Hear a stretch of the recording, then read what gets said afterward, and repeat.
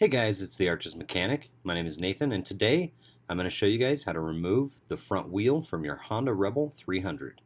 First thing I did was raise up the back wheel. This is to keep the handlebar straight so the front lift can get underneath the forks.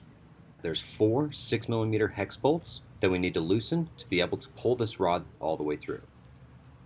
You'll go over to the right side of the bike, get yourself a socket, a wrench, or in my case I'm using a crescent wrench. You'll loosen this bolt up, and you don't want to pull it out all the way. We want to use the end of the bolt to be able to tap the rod through.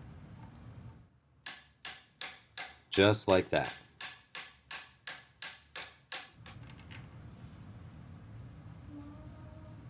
Pull the rod through the hub, and it makes it a little bit easier to hold the wheel up while you're doing this.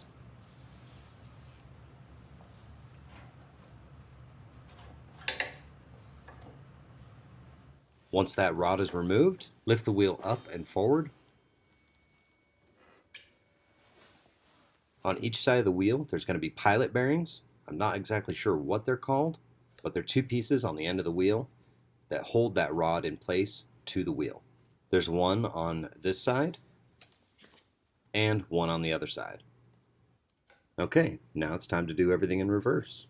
First, line up those bearings, lift the wheel into place, insert the rod into the left side of the bike.